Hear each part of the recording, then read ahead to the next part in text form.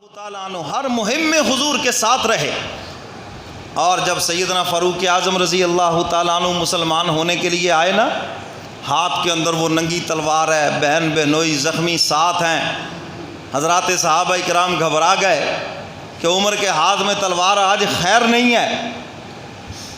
حضرت حمزہ رضی اللہ تعالیٰ عنہ کو پتہ چلا تو راستے میں دیوار بن کے کھڑے ہو گئے، فرمایا مجھے بھی اسد اللہ و اسد رسولی کہا جاتا ہے، اللہ اس کے رسول کا شیر کہا جاتا ہے، اگر عمر اچھے ارادے سے آئے گا ہم استقبال کریں گے، اور اگر عمر اچھے ارادے سے نہیں آئے گا تو پھر مجھے بھی اللہ کا شیر کہا جاتا ہے۔ فرمایا کہ پھر تلوار بھی عمر کی ہوگی، گردن بھی عمر کی ہوگی۔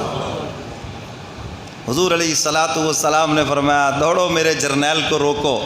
اور بتا دو کہ آج عمر بلا بن کر نہیں، محمد کی رات کی دعا بن کے آ رہا ہے صلی اللہ علیہ وسلم۔ تو میرے محترم سامعین، حضرت حمزہ رضی اللہ تعالیٰ عنہ پھر دل و جان سے حضور کے ساتھ رہے، ہر مخالفت کا سامنا کیا۔ بدر کی جنگ کے اندر بھی جو آپ نے وہ جوہر دکھائے، کفر کو وہ ہضم نہ ہوئے، عتبہ کا سر کاٹا، کفار کے بڑے بڑے سرداروں کے سر کاٹے، اللہ تعالیٰ نے ایک بڑا عظیم ملکہ ان کو عطا فرمایا تھا لڑائی کا۔ کفار نے سر جوڑ لیے کہ حمزہ سے ہم نے انتقام لینا ہے، اور اس کے لیے وحشی کو تیار کیا کہ اگر تو حضور کے چچا حضرت حمزہ کو شہید کر دے تیرے لیے یہ انعام ہے، یہ انعام ہے، اور تجھے آزادی بھی مل جائے گی، چونکہ یہ غلام تھے، تجھے آزادی بھی مل جائے گی، آزاد ہو جاؤ گے۔ اور ہندا نے کہا اگر تو حمزہ کا کلیجہ نکال کے لے آئے، ہائے ہائے، تجھے پھر وہ انعام دوں گی، دنیا دیکھے گی، فلاں فلاں انعام تجھے ملے گا، اتنے زیورات ملیں گے۔ واشی کہتے ہیں کہ میں اس تلاش میں رہا کبھی مسلمانوں سے جنگ ہو اور میں حضرت حمزہ کو شہید کروں، اللہ اکبر۔ اور اللہ کی شان کے پھر احد کا موقع آ گیا، کفار نے مدینے کے اوپر حملہ کیا، حضور علیہ الصلوۃ والسلام نے صحابہ سے فرمایا کہ آ جاؤ، وہ میرے محبوب کے یار تھے،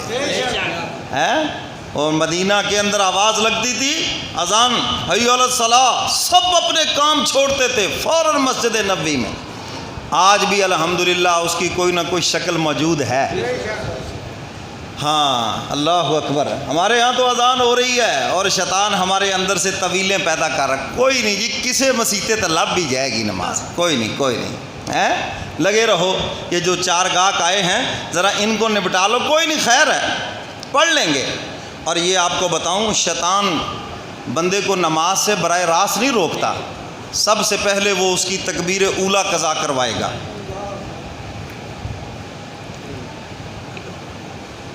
پھر اس کے بعد اس کی رکعتیں رہنا شروع ہوں گی، ایک رکعت رہ گئی، کبھی دو رہ گئی،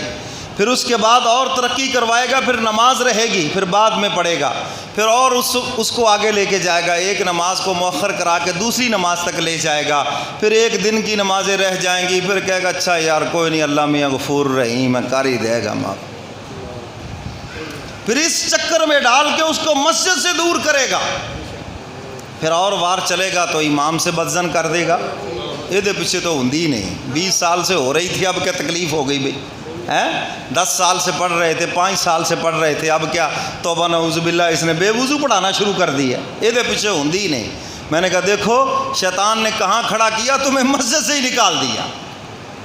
تو میرے محترم سامعین، آج بھی الحمدللہ مکے اور مدینے میں اذان ہوتی ہے، اللہ اکبر، شٹر ڈاؤن، فوری طور سب مسجد میں،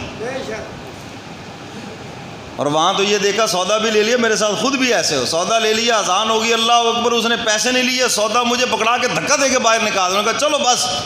نکلو یہاں سے، اذان ہو گئی، جاؤ مسجد میں نماز پڑھو، نماز پڑھ کے آ کر پھر اس کو پیسے دیے۔ اللہ کرے یہ ماحول یہاں بھی بن جائے،